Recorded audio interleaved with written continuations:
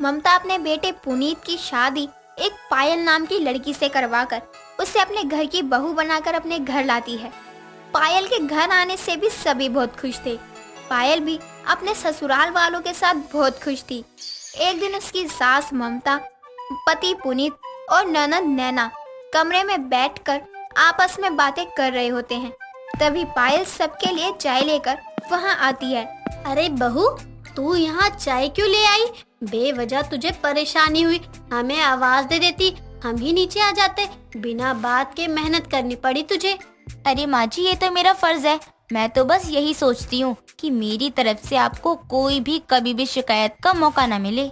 बहू तो इतनी समझदार है कि कभी मुझे तुझे कुछ कहने की जरूरत ही नहीं पड़ती, तो शिकायत किस बात की होगी? बिल्कुल भाभी, आप हमारे घर के लिए बहुत परफेक्ट हैं। आपसे भाई की शादी करवाने से पहले ना जाने कितनी लड़कियों को रिजेक्ट किया है, तब कहीं जाकर आप आइए हमारे घर में। अच्छा एक बात बताओ पायल, तुम्हें कैसे पता चला कि हम सब एक साथ यहाँ पर हैं? मैं आप सभी लोगों के कमरे में गई थी, लेकिन आप लोग मुझे नहीं मिले, तो बस एक माँ जी का ही कमरा बचा था। तो मैं सीधे सबकी चाय लेकर यहाँ आ गई। और देखिए, मेरा अंदाजा भी बिल्कुल ठीक निकला। हाँ ये बात तो है। इससे ये साबित हो गया कि तुम्हारे अंदर भी दिमाग है। तुम्हारे अंदर दिमाग है का मतलब क्या है? अभी तक आपको डाउट था कि मेरे अंदर दिमाग है या नहीं। आपको तो मैं अभी बताती हूँ। पायल इतना कहकर चाय की ट्रे टेबल पर रखती है और बेड से पिलो उठाकर पुनीत को मारने लगती है। ये देखकर उसकी ननद और सास हंसने लगते हैं। माँ, इसे कहते हैं कि अब आया ऊंट पहाड़ के नीचे। आज तक जो काम आप नहीं कर पाई, वो काम भाभी ने कर दिया। हाँ, ये बात तो तूने बिल्कुल सही बोली बेटा। मार बहू, इसको और मार। इसने तुझे बिना दिमाग वाली बोला ना, अच्छे से मार इसको। माँ आप ये क्या कह रही हो? अरे रोको ना अपनी बहू को, कब से मारे जा रही है। ये पागलों वाली हरकतें करनी शुरू कर दी हैं इसने। नैना रोको अपनी भाभी को। नहीं भैया, अपनी रक्षा खुद करें।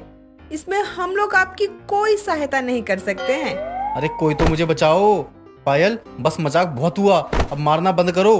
मैं तो मजाक कर रहा था यार, तुम तो बुरा मान गई। पुनीत की बात सुनकर पायल गुस्से में उसकी चाय लेकर रसोई में चली जाती है और जोर जोर से बर्तन पटकते हुए धोने लगती है। कुछ देर बाद पुनीत भी उसके पीछे जाता है। यार वैसे ही तुम्हारा मुंह गोलगप्पे जैसा है, ऊपर से गुस्से में और फुला लेती हो। सॉरी, मजाक में बोला था यार। जाइए ना, कोई दिमाग वाली ढूंढ कर ले आइए जो आपके काबिल हो। मेरे अंदर तो दिमाग ही नहीं है। अब तुम बिना बात के आगे बढ़ रही हो, मुझे गुस्सा आ रहा है। ठीक है, तुम बैठो मुंह फुलाकर, और आज के बाद तुम्हारा ये नाटक मैं नहीं देखूंगा। आगे से तुम मुझसे कोई मजाक न करना। पुनीत इतना कहकर घर से बाहर चला जाता है। पायल को सारा घर समेटने में पूरा दिन लग जाता है। रात का खाना बनाकर वो अपने पति के वापस आने का इंतजार करने लगती है। बहुत रात होने के बाद भी पुनीत घर नहीं लौटता। पायल बहुत परेशान हो जाती है। लगता है पुनीत जी ज्यादा ही गुस्सा हो गए हैं। और हो भी क्यों ना, मैंने बेवजह छोटी सी बात को इतना बड़ा कर दिया और उन्हें नाराज कर दिया। इतनी रात हो गई है, अभी तक नहीं आए ना, जाने कहाँ चले गए। पायल हॉल में बैठी अपने आप से बातें करते करते सोफे पे लेट जाती है और उसकी आंख लग जाती है। कुछ देर बाद दरवाजे की डोरबेल बजती है और पायल की आंख खुल जाती है। उसकी नजर दोबारा फिर घड़ी पर जाती है जिसमें 7 बज रहे होते हैं। वो झट से उठकर बैठ जाती है। हे भगवान, सुबह के 7 बज गए और मेरी आंख नहीं खुली। कहीं अगर माँ जी उठ गई होंगी तो मैं तो गई। आज मुझे बहुत सुनना पड़ेगा। लगता है पुनीत जी रात भर घर नहीं आए हैं। पायल सोफे पर बैठी अपने आप से बातें करने लगती है। तभी उसकी सास और ननद दरवाजे की लगातार बैल सुनकर वहां आती हैं। बहू, भांग की गोली खाकर बैठी है क्या? इतनी देर से कोई दरवाजे की घंटी बजाए जा रहा है। हम अपने कमरे से बाहर आ गए और एक तू है कि हॉल में बैठे हुए भी तुझे घंटी नहीं सुनाई दे रही है। जाइए भाभी, जल्दी से दरवाजा खोलिए। पता नहीं कौन पागल है। हाँ, जा जल्दी, वरना आज या तो हम बहरे हो जाएंगे या तो हमारे घर की घंटी ही खराब हो जाएगी। जी माँ जी, अभी जाती हूँ। इतना कहकर जल्दी से जाकर पायल दरवाजा खोलती है और सामने अपने पति पुनीत को देखकर खुश हो जाती है। आप आ गए? आप कहाँ थे रात भर? सभी घर वालों ने भांग पी ली है लगता है, जो दरवाजा खोलने में इतना समय लग रहा है। तू अब आया है? रात भी घर नहीं था क्या? नहीं माँ, वो राखी है ना, 2 दिन बाद तो ऑफिस में बहुत काम था, वरना छुट्टी नहीं मिलती मुझे। हाँ, मैं तो भूल ही गई थी, 2 दिन बाद तो राखी है। बहू की भी ये पहली राखी है, उसे शॉपिंग भी तो करवानी है। माँ, बहू के चक्कर में मुझे मत भूल जाना, मुझे भी राखी की शॉपिंग करनी है। मर क्यों रही है तू? करवा दूंगी तेरी भी शॉपिंग, लेकिन पहले बहू की तो पहली राखी की शॉपिंग करवा दूं। अपने सभी घर वालों को राखी के बारे में बात करते देख पुनीत वहाँ से चला जाता है। कुछ देर बाद ममता अपनी बेटी के चोरी अपनी बहू को पहले राखी की शॉपिंग करवाने के लिए जाती है, जहाँ वो अपने लिए बहुत सारी साड़ियाँ खरीदती है, अपने भाई के लिए कपड़े खरीदती है, धागे वाली राखी के साथ चांदी की भी राखी खरीदती है। अपनी बहू को इतनी शॉपिंग करते देखकर ममता का सर घूमने लगता है और वो बैठने की जगह देखकर एक कोने में बैठ जाती है। तभी पायल हाथों में बहुत सारे बैग लिए उसके पास आती है। क्या हुआ माँ जी, आप यहाँ आकर क्यों बैठ गई? चलिए ना, अभी तो बहुत सारा सामान लेना है। अभी तो मेरी कुछ शॉपिंग हुई भी नहीं है, समझ में ही नहीं आ रहा है कि क्या लूँ और क्या नहीं। क्या? अभी तेरी शॉपिंग नहीं हुई?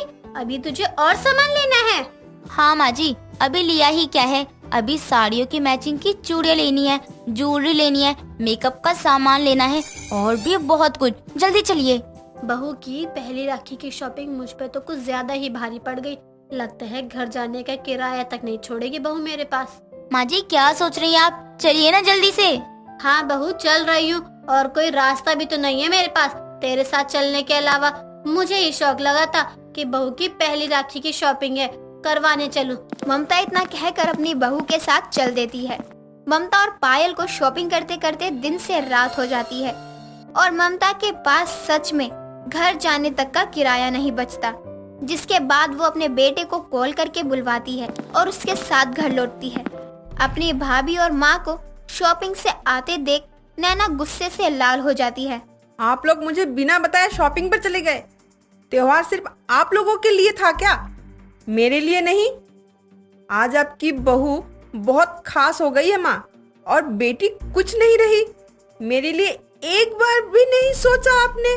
बेटी ऐसी बात नहीं है, बहू की पहली राखी की शॉपिंग थी, मैंने सोचा पहले इसे ही शॉपिंग करवा दूं, फिर तुझे भी पैसे दे दूंगी और तू भी कर लियो अपनी शॉपिंग।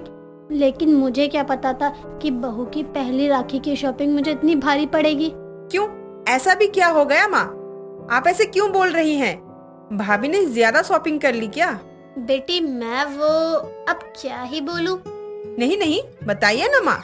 आप ही तो कहती है कि आपकी बहू बहुत समझदार है।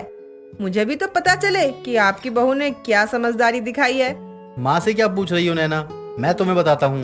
माँ आज अपनी बहू की पहली शॉपिंग नहीं भर पाई, आज के बाद कभी अपनी बहू को शॉपिंग पर नहीं ले जाएंगी। इनकी प्यारी बहू ने अपनी पहली राखी की शॉपिंग इतनी सारी जो कर ली है कि दोनों के पास घर वापस आने तक के पैसे नहीं बचे।